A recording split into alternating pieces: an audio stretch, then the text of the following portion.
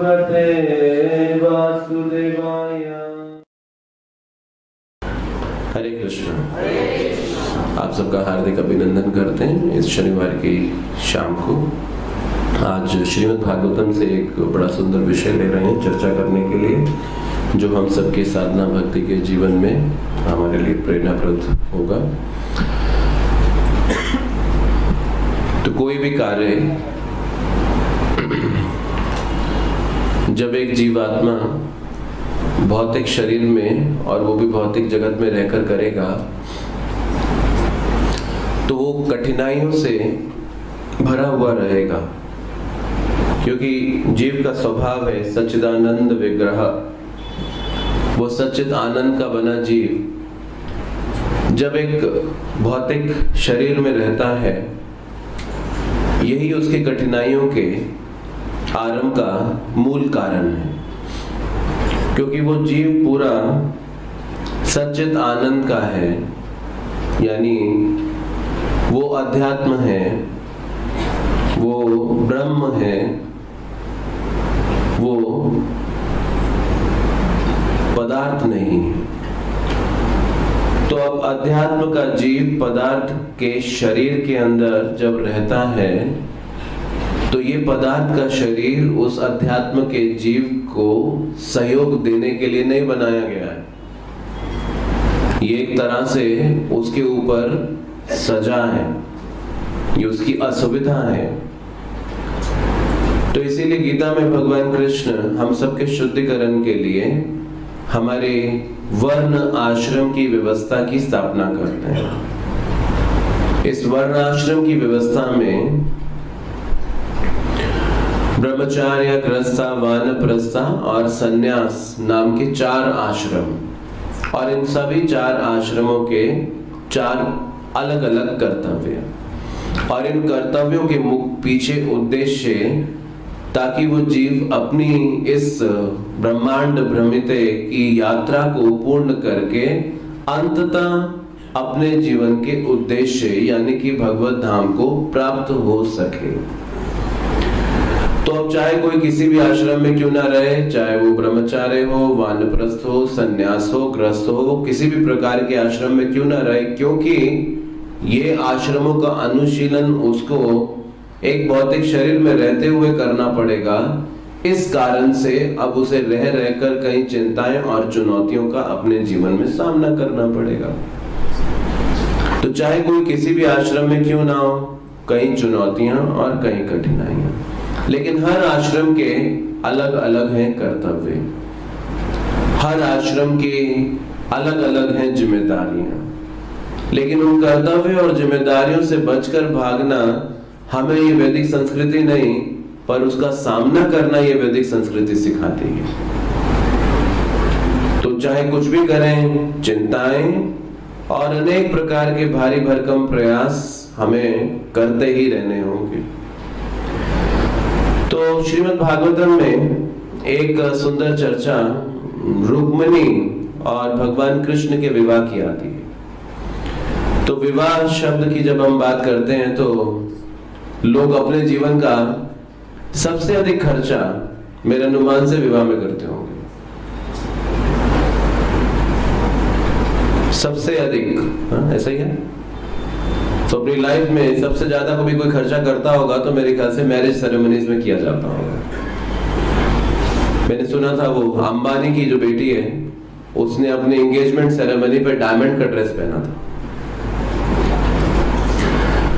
तो क्या क्या चीज नई व्यक्ति आयोजित करता है, आप मुझसे बेहतर समझते होंगे इस विषय को। क्या क्या नई कोई व्यक्ति करता होगा। एक सिर्फ 2 लोगों के बीच में एक औपचारिक या एक विधि या एक संस्कृति के माध्यम से एक संबंध स्थापित करने के लिए कितना सब आयोजन, कितना सब एक्सपेंडिचर और क्या क्या नहीं किया जाता। आज के समय में ये एक परंपरा या फिर एक अनुष्ठान से बढ़कर एक स्टेटस सिंबल में ज्यादा बदल गया है, जिसे एक समाज में एक प्रतिष्ठा के रूप में देखा जाने लगा है कि कितना पैसा आपने एक विवाह में खर्चा किया। और शायद मेरे ख्याल से शादी के संबंध भी इसी प्रकार से बनाए जाने लगे। आप कितना लगाएंगे, कितना इन्वेस्ट करेंगे, तो शायद इसी प्रकार से आज विवाह के संबंध भी बनाए जाते हैं। कई बार मेरे सुनने में ऐसी बातें आती रहती हैं आए दिनों में कि कितना लाख का मैरिज आप करेंगे तो उसके अनुसार, क्योंकि हमारे बच्चे ने IIM से पढ़ाई किया, IIT से पढ़ाई किया, तो उसको कम से कम 1 करोड़ तो लगना चाहिए, या फिर इतना लाख तो होना चाहिए, इतना इन्वेस्टमेंट हमने करा पूरा जीवन पर, कुछ रिटर्न आने का टाइम है। तो एनीवे कई प्रकार से ये मोल तोल और ये सब चीजें नजर आती हैं। लेकिन अभी हम भागवतम में रुक्मिणी और कृष्ण के विवाह को देखेंगे। तो रुक्मिणी और कृष्ण के विवाह में क्या हमें बहुत सारी शिक्षाएं हमारे जीवन में प्राप्त होने जा रही हैं। तो रुक्मिणी के 5 भाई थे। भीष्मक की पुत्री थी वैदर्भी, तो वैदर्भ प्रांत की राजकुमारी रुक्मिणी और उनके 5 भाई। तो 5 भाइयों के बाद ये रुक्मिणी का जन्म हुआ था। तो 5 भाइयों की बहुत लाडली ये बहन थी रुक्मिणी। और रुक्मिणी को बिगाड़ने वाले, यानी कि उन्हें सुधारने वाले या उन्हें कृष्ण का ज्ञान देने वाले का श्रेय जाता है नारद मुनि को। तो नारद जी जान जान के रुक्मिणी के पास आके कृष्ण की चर्चा किया करते थे, सोच से समझते हुए कि भविष्य में क्या होने जा रहा है। और ये रुक्मिणी एक कितना महत्वपूर्ण रोल प्ले करने जा रही हैं कृष्ण की लीला के अंदर।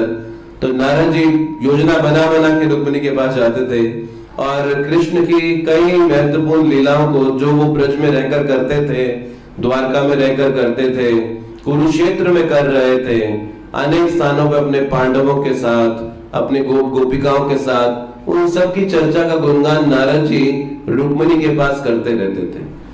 तो इसीलिए कीर्तनम, नवदा भक्ति के अंदर दूसरा महत्वपूर्ण अंग साधना भक्ति का क्या है? कीर्तनम, भगवान का गुणगान करना।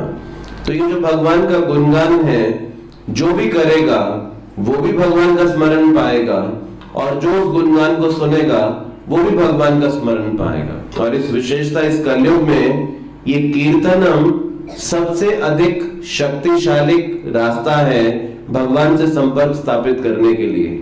क्योंकि हम सब इस भक्ति के पथ में दूध के धुले हुए नहीं आए हैं। समझते हैं ना, दूध के धुले हुए नहीं आने का मतलब क्या है? तो वो कहते हैं 900 चूहे खाकर बिल्ली हज को चली, तो वो हमारी स्थिति है इस भक्ति के रास्ते में। तो इसका मतलब है अपने साथ अपने पूर्व कर्मों के प्रभावों को हम साथ लेकर आए हैं। और इसीलिए जब आप माला उठाएंगे, भागवतम उठाएंगे, कथा में बैठेंगे, भगवान का दर्शन करेंगे, भक्ति का कोई भी कार्य करेंगे, तुरंत मन भागेगा इधर से उधर। ये मन का भ्रमण क्यों होता है भक्ति में? क्योंकि जीव का तो वो स्वभाव है, जीव का स्वभाव है भगवान का संपर्क। तो इन मार्गों से इस भौतिक जगत में हमें भगवान का संपर्क मिलता है, और जब संपर्क मिलता है तो मन उसमें लगता नहीं। हालांकि बुद्धि इस बात को कहती है ये तेरा वास्तविक जीवन है, ये तेरी संवैधानिक स्थिति है, यही तेरा स्वभाव है, ये भगवान के संपर्क में रहना, और ये माध्यम तुझे भगवान के संपर्क का दिया जा रहा है। तो बुद्धि इस बात को समझाती है, लेकिन अब मन दूध का दूल्हा नहीं है। वो पूर्व अनेक संस्कारों को साथ लेकर आया है, और उन पूर्व संस्कारों को जब मन साथ लेकर आता है तो अब क्या प्रभाव मिलता है? मन भागता है इधर से उधर, लगता नहीं। इसीलिए ये कृष्ण भावनामृत आंदोलन क्या है? मन के शुद्धिकरण और मन के नियंत्रण का आंदोलन है। इसीलिए कृष्ण क्या कहते हैं? मन मना, अपने मन को मुझको दो, अपने मन को मुझ में लगाओ, जो सबसे कठिन काम है। आप पैसा लगा सकते हो कृष्ण की सेवा में, आप समय भी लगा सकते हो कृष्ण की सेवा में, आप परिश्रम कर सकते हो कृष्ण के लिए, लेकिन मन को लगा जो पाए उसने वास्तव में कुछ प्राप्त कर लिया कृष्ण भावनामृत में। जिस दिन मन लगना शुरू हो जाए, यानी कि हाँ कुछ हमने उपलब्धि, कुछ अचीवमेंट इस मार्ग में पा ली, वो समय ये कहने होगा, पेट थपथपाने वाला समय होगा। यानी कि हाँ आपने कुछ प्राप्त किया है, अब मन लगना शुरू हो गया है। अब ये मन कहता है कि नहीं मुझे कथा सुननी है, अब मन कहता है कि नहीं ये नाम लेना है, छोड़िए मोबाइल फोन, नहीं देखना, ये नहीं देखना इस मोबाइल फोन को, अभी सुनना है ये नाम को, बस इसमें ध्यान केंद्रित करना है। तो वो एक उपलब्धि का समय है, क्योंकि वो शुद्धिकरण नहीं है मन का, इसलिए मन इधर उधर भागता है। तो कीर्तनम एक ऐसी विधि है जिसमें श्रवण में फिर कठिनाई आती है, लेकिन कीर्तनम एक ऐसी विधि है कि आप स्वाभाविकता उसमें अनुरक्त हो जाते हैं, वाद्य यंत्रों के माध्यम से या आदि प्रकार से उसमें अनुरक्त हो जाते हैं। लेकिन ये कीर्तनम अगर सिद्धांतों के साथ नहीं किया जाएगा तो भी कलयुग का अनेक प्रकार का फिर एक और खतरा खड़ा हो जाता है। तो नारद जी जान जान के अवसर ढूंढते थे कि जाए रुक्मिणी के पास और जाकर कृष्ण का कुछ परिचय देकर आए, कृष्ण के बारे में कुछ सुन के आए। रुक्मिणी अपने आप में एक ऐसा उदाहरण है जिन्होंने कृष्ण को कभी देखा नहीं। रुक्मिणी अपने आप में एक ऐसा उदाहरण है जो कृष्ण के साथ कभी संपर्क में नहीं आई, सिर्फ उस दिन जिस दिन कृष्ण ने उनका अपहरण किया, उससे पहले वो कभी शारीरिक रूप से संपर्क में नहीं आई, सिर्फ कृष्ण के बारे में संपर्क में आई उनके शब्दों के माध्यम से। तो ये कृष्ण की कथा, कृष्ण के शब्द इतने शक्तिशाली कि रुक्मिणी कृष्ण का संपर्क उन शब्दों के माध्यम से प्राप्त कर रही थी, और शब्दों के माध्यम से भी कृष्ण का संपर्क जो रुक्मिणी को प्राप्त हो रहा था, कई इंस्टॉलमेंट्स में, एक साथ नहीं मिला, कई किश्तों के अंदर रुक्मिणी को ये संपर्क मिला। और उन कई इंस्टॉलमेंट्स में जब रुक्मिणी को ये संपर्क मिल रहा था, ये धीरे धीरे क्रमशः रुक्मिणी का आकर्षण कृष्ण के प्रति जागृत करता जा रहा था और उसको दिन प्रतिदिन बढ़ाता जा रहा था। तो अभी कोई भी हिंदी मूवी देखेंगे तो एक हीरो और एक विलन नजर आता है, कंट्रास्ट प्रेजेंट किया जाता है। तो जब विलन आता है तो फिर हीरो की कुछ गुण, विलन की कुछ दुर्गुण, और फिर हीरो की प्रशंसा बढ़ती है। तो इस मूवी में भी, इस रुक्मिणी और कृष्ण के विवाह की मूवी में भी अभी विलन आएगा एक, और वो विलन और कोई नहीं है, वो रुक्मिणी का स्वयं का भाई है, रुक्मी जिसका नाम था। और रुक्मी अपने पिता भीष्मक को ये बात कन्विंस करने पे लगा था, रुक्मिणी के लिए कोई सबसे बेहतर लड़का अगर कोई है तो वो कोई और नहीं, शिशुपाली है, सबसे अच्छा लड़का वही है, उसी से शादी करनी है। वो पूरी योजना भी बना रहा था, भीष्मक को पूरी तरह से आश्वस्त करने पे लगा था, सब तैयारी करने में भी लगा था। अब ये उस समय की बात है कि जिस समय लड़कियों की शादी 14-15 साल में हो जाती थी, तो ये रुक्मिणी की आयु थी, और इस आयु में रुक्मिणी कृष्ण से विवाह करने जा रही है। और किस तरह से विवाह करने जा रही है, ये अपने आप में बड़ा अनूठा तरीका है। ये कोई साधारण तरीका नहीं था उस समय के अनुसार भी, जो रुक्मिणी एक इतना साहसी कदम उठाने जा रही थी। तो उस आयु के अंदर रुक्मिणी का आकर्षण कृष्ण के प्रति ये अपने आप में और अधिक अस्वाभाविक है कि इतने रंच मात्र एसोसिएशन में भी। इसीलिए हम जब भर भर के भागवत कथाएं सुने, पढ़े या फिर संग करें, लेकिन अगर उसमें मन को नहीं लगाया, गुणवत्ता नहीं लाए, तो सिर्फ क्वांटिटी काम नहीं करने वाली है। क्वांटिटी के साथ साथ क्वालिटी श्रवण भी चाहिए। तो हम सब बड़ी क्वांटिटी के अंदर काम करते हैं कि 4-5 घंटा श्रवण आदि, अध्ययन आदि, या फिर किसी और प्रकार से भक्ति का संग, लेकिन अगर क्वालिटी मिसिंग है तो वो क्वांटिटी इतना अधिक प्रभाव नहीं दिखा पाती। अब रुक्मिणी के पास ऐसा बैठ के कोई कथा सुनने तो आते नहीं थी रुक्मिणी, ऐसा कोई बैठ के वो गीता भागवतम को तो पढ़ और सुन नहीं रही थी। उनको कैसा संग मिल रहा था? अनौपचारिक तरीके से, कोई औपचारिक तरीके से नहीं। जैसा किसी के बारे में दो लोग खड़े होकर बात करते हैं, वो व्यक्ति ऐसा है, उसके ऐसे गुण है, वो इस प्रकार से कार्य करता है, ऐसा अनौपचारिक तरीके से बात रुक्मिणी सुना करती थी। और वो रुक्मिणी का आकर्षण बस इतने सुनने मात्र से हो रहा था। तो ये रुक्मिणी के विशेष दिव्य गुणों को दर्शाता है। तो भागवतम के 10वें स्कंद के अंदर जिस समय रुक्मी ने पूरा निर्णय ले लिया कि बस अभी कैसा भी करके इसकी, रुक्मिणी की शादी तो शिशुपाल से ही होनी है और उसी से ही करानी है, तो उस समय रुक्मिणी ने एक प्रेम पत्र लिखा भगवान कृष्ण को, और ये हिस्ट्री के अंदर फर्स्ट लव लेटर है। और ये ऐसा लव लेटर है जिसके बारे में पूरी दुनिया को पता है क्या लिखा है। भागवतम में छपा हुआ है वो पूरा का पूरा इसमें कुछ गोपनीय भी नहीं है। सब कुछ एकदम पब्लिक के सामने एक्सपोज किया गया है, पूरा छापा गया है क्या क्या पत्र में रुक्मिणी ने कृष्ण को लिखकर भेजा। और 7 श्लोक लिखकर भेजती है रुक्मिणी। इन 7 श्लोकों को कंपोज करके रुक्मिणी कृष्ण के लिए लिखती है और कहती है, श्रुत्वा गुणान् भुवन सुंदर शृण्वताते निर्विश्य कर्ण विवरेर्हरोतो अंगतापम् रूपम दृशम दृश्मतम अखिलार्थ लाभम त्वयि अच्युत विशति चित्तम अतृप्तम में। तो रुक्मिणी उवाच, रुक्मिणी क्या कहती है, श्रुत्वा गुणान, कृष्ण आपके गुणों को सुन के, श्रुत्वा गुणान भुवन सुंदर। तो सबसे पहले कृष्ण का ये नाम लिखती हैं, भुवन सुंदर।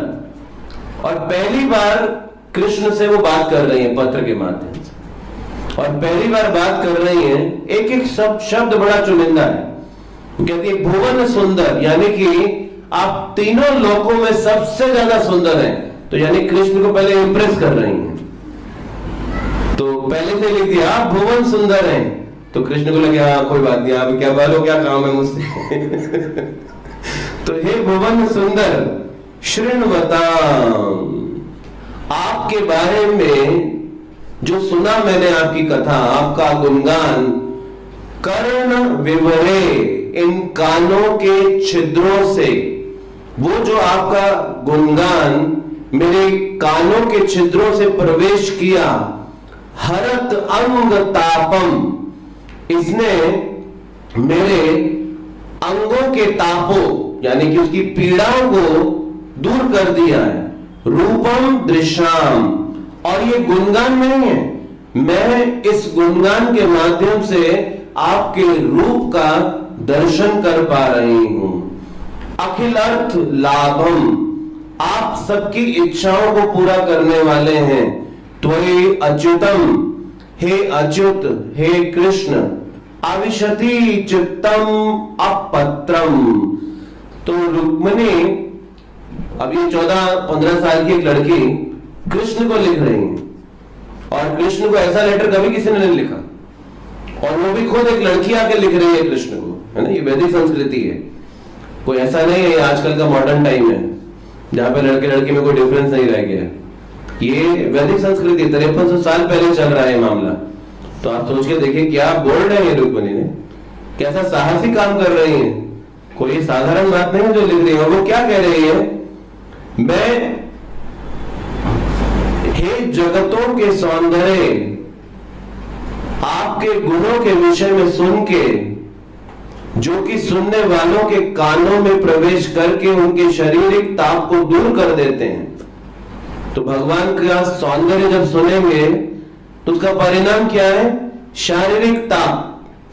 शारीरिक ताप क्या है, हमारी चिंताएं, ये शारीरिक ताप कहलाता है। तो भगवान के सौंदर्य को जब सुनेंगे तो हमारी ये चिंताएं जो हैं वो क्या होती हैं, दूर हो जाती हैं। और आपके सौंदर्य के बारे में सुनकर वह देखने वाले की सारी संबंधित इच्छाओं को पूरा कर देता है। तो कृष्ण के रूप के बारे में सुनना एक व्यक्ति की सारी इच्छाओं को पूरा कर देता है। और फिर अंततः कहते हैं अपत्रपम। अपत्रपम का मतलब है कृष्ण लेकिन मैं निर्लज हूं। तो वो एक्सेप्ट कर रहे हैं कि मैं निर्लज हूं, कि मैंने अपना जो मन है वो आपको दे दिया है। अपत्रपम, मैं निर्लज हूं और मैं अपना मन आपको ऑलरेडी दे चुकी हूं। प्रभुपाद जी कहते हैं रुक्मिणी एक राजा की पुत्री थी, इसीलिए उसमें इतना साहस था, क्षत्रियानी थी, तो इसीलिए उसके अंदर इतना साहस था कि वो ऐसी बात लिख पा रही है। तो विश्वनाथ चक्रवर्ती ठाकुर जी कहते हैं, एक आचार्य, वो कहते हैं कि रुक्मिणी ने ये पत्र लिख के एक ब्राह्मण को दिया और ब्राह्मण को देकर बोला कि जाओ ये कृष्ण को देना है। तो जब ब्राह्मण, उसमें सील भी लगाया कि ब्राह्मण तो तोड़ के नहीं लेकर जा, रास्ते में पढ़ता हुआ क्या लिखा है, ऐसा नहीं पूरा सील भी लगा हुआ है। तो सील लगा कर दिया। तो जब ब्राह्मण कृष्ण के समक्ष पहुंच के सील तोड़ते हैं तो पत्र दिखाते हैं, तो जो कि पत्र एक प्रेम के रूप में कृष्ण को भेजा गया था। तो कृष्ण ब्राह्मण को ही कहते हैं तुम पढ़ो। कृष्ण खुद नहीं पढ़ते, कृष्ण ब्राह्मण को बोलते तुम पढ़ो, क्योंकि भगवान कुछ सीक्रेट नहीं रखना चाहते। बोले कल को मेरे को ब्लेम करेंगे लोग, ये भी इन्वॉल्व थे अफेयर के अंदर, ये भी कृष्ण भी इन्वॉल्व था, इक्वली इन्वॉल्व था, ये अकेला नहीं है, वो रुक्मिणी की वन साइडेड नहीं था, ये कृष्ण की तरफ से था, गड़बड़ था मामला। तो ऐसा नहीं है, भगवान ने बोला तुम ही पढ़ो ब्राह्मण, ताकि पब्लिक को पता होना चाहिए। तो इसीलिए तो छपा था गौतम, बोला कहां से पता चला हम पढ़ पा रहे, कैसे पता चला हमको? ये ब्राह्मण की कृपा है, वो ब्राह्मण ने पढ़ा पब्लिक के सामने, तो इसीलिए छप गया है भागवतम में आगे कि ऐसा लिखा रुक्मिणी ने कृष्ण को। तो कृष्ण ने ब्राह्मण को दिया, बोला तुम पढ़ो ये पत्र। तो कृष्ण ये सोच रहे थे, एक आचार्य कहते हैं ये एक लड़की ने मुझको एक लेटर लिखा है, कि मैं कैसे पढ़ सकता हूँ कॉन्फिडेंशियली? नहीं, मैं ऐसा काम नहीं कर सकता, ये ब्राह्मण के द्वारा ही पढ़ाया जाना चाहिए, ताकि सबको पता लेना चाहिए ये क्या चल रहा है। तो कृष्ण उस ब्राह्मण को दिया और उस ब्राह्मण ने इस पत्र को इस प्रकार से पढ़ना शुरू किया। तो रुक्मिणी क्या लिख रहे हैं? हे कृष्ण, आपके गुणों से मेरा मन जो है आपके प्रति आविर्भूत हो गया है और ये मन बेशर्म हो गया है, इसलिए मुझे इस बात को एक्सेप्ट करने में कोई शर्म नहीं आ रही। आपको ये बात लिखने में कोई शर्म नहीं आ रही कि मेरा मन जो है आपके प्रति आविर्भूत हो गया। जैसे रूप गोस्वामी भक्ति रसामृत सिंधु ग्रंथ में लिखते हैं, दो गोपियों की चर्चा है। तो दो गोपी क्या आपस में बातें करती हैं। तो एक गोपी दूसरी गोपी को कहती है, अगर तुझे अपने परिवार से आज भी प्रेम है ना, तो केशी घाट मत जाना। बोला क्यों? बोला अगर तू केशी घाट जाएगी तो वहां पे त्रिभंग मुद्रा में एक बांसुरी पकड़े, पीतांबर ओढ़े एक श्यामल वन का व्यक्ति खड़ा है, अगर तूने एक बार उसको देख लिया तो इस संसार में तू किसी काम की नहीं रहेगी। तो ये वार्निंग है हमारे लिए भी। अगर आप अपने परिवार से अटैच रहना चाहते हैं तो कृष्ण को ही मत देखना, और अगर आप विरक्ति लेना चाहते हैं तो एक बार कृष्ण का दर्शन करेंगे, दोबारा किसी को देखने को मन ही नहीं करेगा। तो रुक्मिणी कहती है कि कृष्ण आपके गुणों को सुन के मेरा ये जो मन है वो निर्लज हो गया है।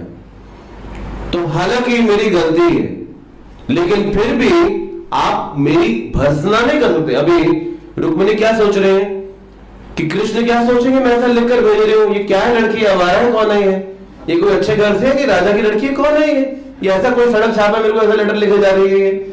तो वो क्या कहती, रुक्मिणी कहती है गलती मेरी नहीं कि मेरा मन अटैच हो रहा है, अरे आप में इतने गुण हैं। तो अगर मेरी गलती हो कि मैं आपसे आसक्त हो रही हूं तो बात समझ में आए, लेकिन मेरी गलती नहीं है, गलती आपकी है, आप में इतने गुण क्यों है कि मेरा मन आपसे आसक्त हो रहा है। तो रुक्मिणी एक एक चीज सोच के प्रस्तुत कर रही है कि कृष्ण के मन में क्या क्या प्रश्न आएंगे। बहुत इंटेलिजेंटली लिखा गया, बहुत बुद्धिमत्ता से ये भी विचार करके कि कृष्ण जब पढ़ेंगे तो क्या सोचेंगे, और जो सोचेंगे तो उसका उत्तर पहले से रेडी, उसका उत्तर पहले से लिखकर भेजा है कि भगवान को कोई प्रश्न भी नहीं आना चाहिए कि ये क्यों लिखा गया है। तो कहते हैं आप इस बात के लिए मुझे दोष नहीं देना, क्योंकि आप इतने गुणवान हो। तो कोई आप जैसा गुणवान व्यक्ति हो और वो आपके बारे में सुन ले, ऐसा कैसे हो सकता है उसका मन अटैच ना हो। तो ये शिक्षा हमारे लिए कि अगर हम कृष्ण के बारे में सुनेंगे तो उसका परिणाम हमको क्या मिलेगा कि स्वाभाविकता ये मन कृष्ण से आकर्षित होगा। तो कृष्ण से आकर्षित होने के लिए क्या करना होगा, हमें कृष्ण के बारे में सुनना होगा, कृष्ण का गुणगान हमें सुनना होगा। और फिर वो एक एक करके कृष्ण का गुण बताना शुरू करती हैं। वो कहती हैं, एक एक करके कृष्ण के गुण को प्रदर्शित करते हुए कहती हैं कि आपका रंग श्यामल वर्ण का है, आपकी आंखें कमल के पुष्प के सदृश हैं, और जो आपने स्वर्ण के आभूषण पहने हैं और साथ में आपने बंदुली फूल और रूबी की जो माला पहनी है, और ये जो मूनस्टोन क्या होता है, चंद्रमा का रत्न ऐसा कुछ बताया, जो ये पहना है, ये आपकी सुंदरता को और मोहक बना देता है। फिर वो लिखती है, आपके अंग, आपकी जीवा, आपके होठ, आपका प्रत्येक अंग, इसकी जो सुंदरता है उसको तीनों लोकों में इसकी बखान नहीं किया जा सकता। सारे आध्यात्मिक और सारे भौतिक जगतों में आपसे अधिक सुंदर और कोई नहीं, इसीलिए वो क्या कहती हैं, भुवन सुंदर, कि सब आध्यात्मिक और भौतिक लोकों में कृष्ण से ज्यादा और कोई सुंदर नहीं है। अभी ये शब्द रुक्मिणी के द्वारा लिखे गए हैं, और जीव गोस्वामी कहते हैं, मैं रुक्मिणी के शब्दों को नमन करता हूं। वो जीव गोस्वामी कौन है? जिन्होंने कभी अपने जीवन में स्त्री का चेहरा नहीं देखा। वो नैष्ठिक ब्रह्मचारी थे, गोस्वामी यानी इंद्रियों के स्वामी। वो ये जीव गोस्वामी कहते हैं, मैं रुक्मिणी के शब्दों को नमन करता हूं, क्योंकि मैं इन शब्दों को प्रार्थना करता हूं कि इन शब्दों को पढ़ के मैं नमन करता हूं कि मेरे शब्दों की पूर्णता बढ़ जाए। जीव गोस्वामी ने कई ग्रंथों की रचना की है कृष्ण के ऊपर, तो ये कोई साधारण वाक्य नहीं है जो रुक्मिणी प्रस्तुत कर रही है, भुवन सुंदर। और वो कृष्ण का ऐसा गुणगान प्रस्तुत करके अपनी एक निम्न अवस्था को प्रस्तुत करती हैं। फिर उसके बाद रुक्मिणी ऐसा कृष्ण का गुणगान करने के बाद कहती है, का त्वाम मुकुंद महती कुशलील रूपा विद्या वयो द्रविण धाम विरात्म तुल्यम धीरापति कुलवती नवृणती कन्या काले नरसिंह नरलोक मनोभिरामा।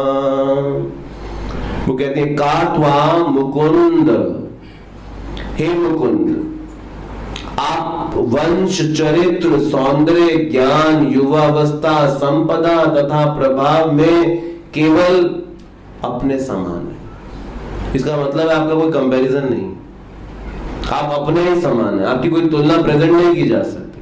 जैसे कहा जाए कि तुम अमिताभ बच्चन के समान लगते हो, तुम जया भादुड़ी के समान लगते हो, तो ये तुलना प्रस्तुत की जाए तो रुक्मिणी क्या कहती हैं, आप अपने ही समान है, आपका कोई कंपैरिजन इस संसार में नहीं है कि कंपेयर करके बताया जा सके कृष्ण ऐसा दिखते हैं, वो आप अपने समान है। हे पुरुषों में सिंह, काले नरसिंह नरलोक मनोभिराम, आप सारी मानवता के मन को आनंदित करते हैं। नरलोक मनोभिरामा, पूरे नरलोक, सभी नरों को, सभी मनुष्यों को आप उनके मनों को अभिरामा, उनको आनंद देने वाले हैं। और फिर वो कहती है, उपयुक्त समय आ जाने पर ऐसी कौन सी राजकुल की धीर तथा विवाह योग्य कन्या होगी जो आपको पति के रूप में नहीं चुनेगी। धीरा पति कुलवती ना वृणती कन्या, ऐसी कौन कन्या होगी जो आपको पति के रूप में ना चुनेगी। का त्वाम मुकुंदा, का त्वाम मुकुंदा। तो अब कृष्ण ऐसा विचार कर रहे हैं पढ़ के, ये बात तो ठीक है, मेरे समान कोई नहीं, लेकिन मैं तुम्हारा ही चुनाव क्यों करूं? तो रुक्मिणी ने कृष्ण का गुणगान प्रस्तुत किया और कृष्ण कह रहे हैं, इसको स्वीकार कर रहे हैं कि उनके समान, उनके सौंदर्य के समान और कोई नहीं है। लेकिन कृष्ण कह रहे हैं, मुझे तो तुमसे ज्यादा बेशर्म और कोई नजर नहीं आ रहा है, तुम ये क्या लेके जा रहे हो मुझको? तो रुक्मिणी कह रही है, ओ मुकुंद। कुंद का मतलब होता है, एक कुंद एक फूल होता है। तो रुक्मिणी क्या कह रहे हैं, आपकी मुस्कान कुंद के फूल के समान है। मुख कुंद, मुकुंद। आपकी मुस्कान मुख कुंद, कुंद के फूल के समान है। तो आपकी मुस्कान मुकुंद के फूल के समान है। आप ये मुस्कान अपनी मुझे दिखाइए। और कौन सी वो बुद्धिमान लड़की होगी जो आपकी सुंदरता गुणों को देख के आपको पति के रूप में स्वीकार नहीं करेगी? सिर्फ वो जो कुरूप हैं, जो बिना सद्गुणों के हैं, जिनमें बुद्धि नहीं है और जिन्होंने आपके गुणगान को आज तक नहीं सुना है, बस वही आपको स्वीकार नहीं करेंगे। तो रुक्मिणी कह रही, जिसने आपके गुणगान को आज तक नहीं सुना वो आपको एक्सेप्ट नहीं करेगा। जिसने एक बार आपके गुणगान को सुन लिया वो आपको स्वीकार किए बगैर रह ही नहीं पाएगा। इसीलिए भगवान का गुणगान सुनना ये एक जीव का सौभाग्य है। ब्रह्मांड भ्रमिते कौन भाग्यवान जीव, गुरु कृष्ण प्रसादे पाए भक्ति लता बीच। ब्रह्मांड भर में भ्रमण करने के बाद 84 लाख योनियों के बाद एक मनुष्य की योनि में हमें ये अवसर मिलता है कि हम भगवान के गुणगान को अपने जीवन के अंदर सुन पाएं। हरे कृष्णा कृष्ण कृष्ण हरे हरे, हरे राम राम राम हरे हरे। हरे कृष्ण कृष्ण कृष्ण हरे हरे, हरे राम राम राम हरे हरे। हरे कृष्ण कृष्ण कृष्ण हरे हरे, हरे राम